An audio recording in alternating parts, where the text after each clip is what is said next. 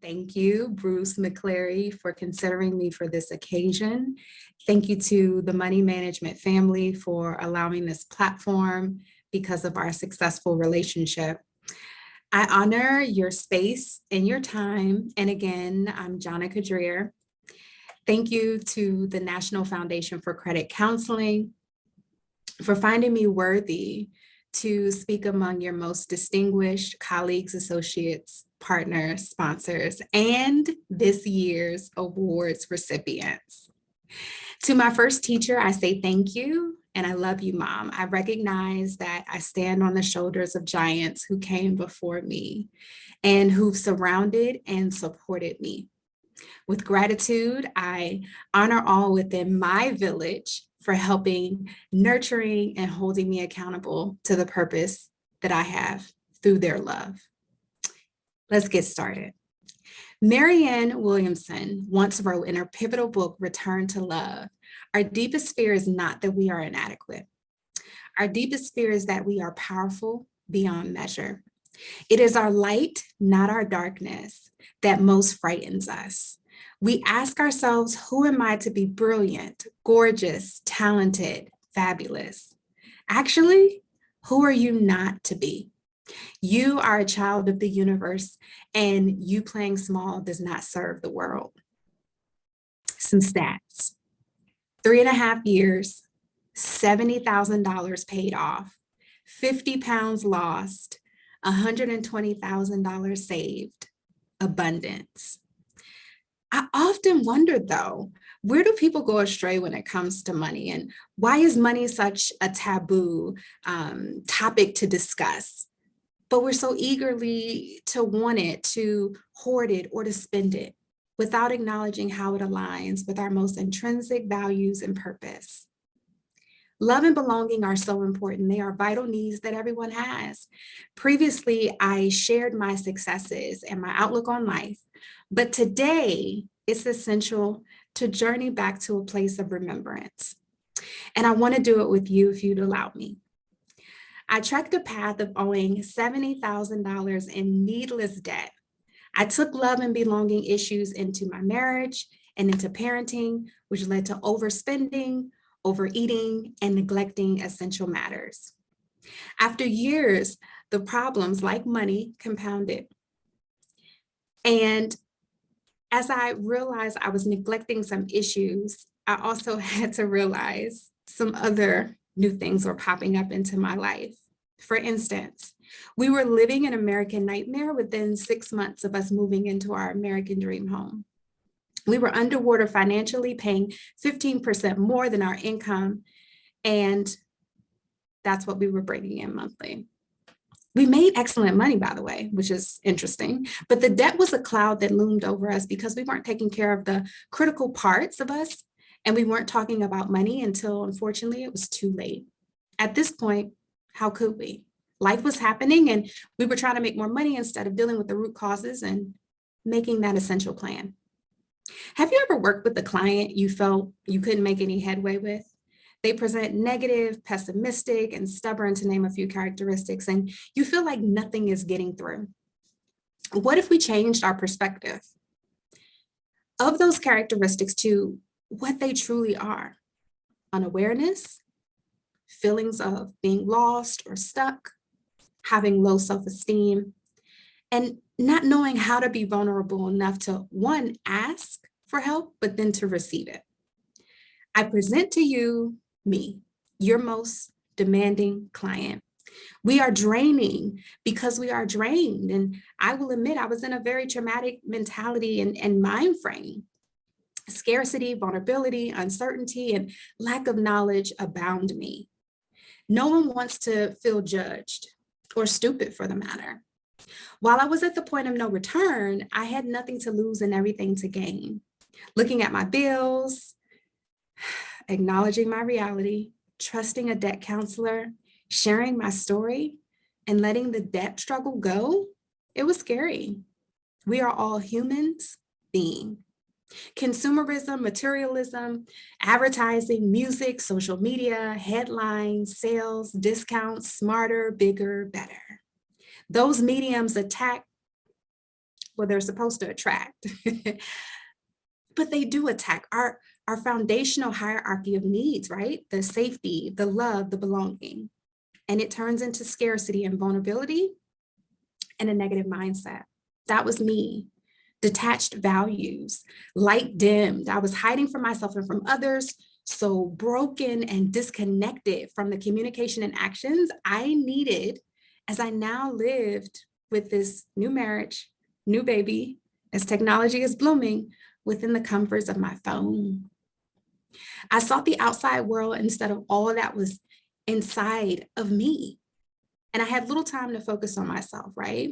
I was too busy worrying about the day to day, and I could hardly dream until one day I searched and I found Money Management International, and I gave them a call, and I was hesitant to proceed, even though their payment was much less than what I was paying on each of my cards' minimum monthly payment requests. Could I commit to 3 to 4 years? I'm thinking scarcity. Could I lose access to my credits? I'm thinking fear. Wait, because I need those things, right? Could I trust myself for the bigger future to be debt free? At the time, honestly, no, I did not want to. But as I said, I had nothing to lose. But slowly the monthly statements started coming in and advocacy happened and vulnerability turned into small wins, and those turned into accomplishments and self-love. So now we have a reset, and now we have a shift. We are awakening as we all assess the work that we do, the how, the what, the when, the where, right? The labor workforce is questioning so much during this work-life tilt. And my workday, like today, is that of an organizational developer. And that's what I do, which is interesting because I have the pleasure of helping organizations do and reimagine what they could do personally in the ways that you honestly helped me shift mindsets. For my work is business congruency, continuity, and growing connections to the mission. And yours is your values alignment and freedom from debt and those clouds that hinder you. I want to encourage innovation right now with you.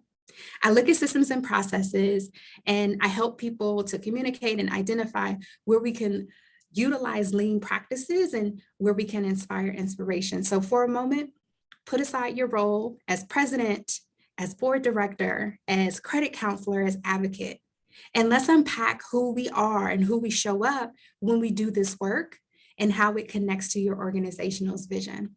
While I'm not Oprah and I'm not giving out cars, I'm reimagining work titles so that we can show up at work differently.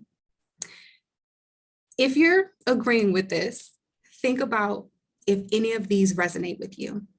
When you wake up, do you see yourself in your work as being an inspirational coach, a purpose igniter, a bold builder, a sun giver, a dream maker, a gatekeeper, a dot connector, a debt slayer, a vision coach, a scarcity assassin, a mindset surgeon, a depth seeker, light bearer? When I think of you, that's what I think of. And I hope that you start thinking about that way yourself. You, your colleagues, and your staff, your work and your business vision have all changed the trajectory of my life. You've impacted my legacy, how I walk, how I talk, how I live, parent, engage, love. I'm different. I am free. I found the peace that I was looking for. I remembered self-love and belonging with my values around all aspects of my life, including being a conscious creator with money. Playing small does not serve the world, and releasing debt enabled me to show up and show out. I could do this with a growth mindset. I no longer feel stuck in my job. After paying $70,000 off in April, I resigned from my job of 14 years. I enjoyed a 2-month sabbatical before starting my new job, and I actually went away for 2 weeks to a new continent. So exciting, South America. And it was amazing. And I did not use one credit card. I'm so proud of myself. So when I shared in September that I was creatively available to explore new career interests that do not limit me. I meant it. I am living this. So come on, job titles. I need y'all to know and see who you really are when you do this work. I challenge you to embrace your new job titles. I challenge you to think broadly about the work that you do and what's next for your work. Are there additional ways that you can continue to change the attitudes of the world about money, about debt, and its impact on people's purposes, people's wealth, and people's ability to create and innovate? We have blogs, we can offer counsel, and we can have a podcast, but how do we expand this work to continue to meet people at the very individualistic place that they are at? Because this should be a lifestyle change. We should want individuals to refrain from lapsing into old ways, habits, and mindsets. And lastly, I want us to remember to be conscious consumers. Let us identify ways to ensure that our purchases are eco-friendly, that they're sustainable, that they're zero waste, that they're providing fair wages to creators and purpose for our lives. Let us continue to cultivate a beautiful world where financial literacy and freedom from debt allows us to heal from overconsumption and materialism. So we can build more and give more, love more and live more with the things, people, and experiences that matter the most. To my village, and that is each of you, of financial debt slayers, your work is invaluable. Remember your new work titles, right? As you continue to work with individuals like me.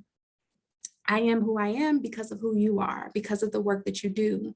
Remember, at the heart of stubbornness is scarcity, yet at the end of the tunnel is self-love and growth for your clients and each other. To the 2022 National Foundation for Credit Counseling Award recipients, congratulations. You are doing superhero work. Continue to show up with love, grace, and compassion. Your playing small does not serve the world. Thank you for being here, for showing up to this work and doing this work daily. Thank you again to the employees, the partners, and the leadership of the National Foundation for Credit Counseling for welcoming me here with you today. Have a wonderful day.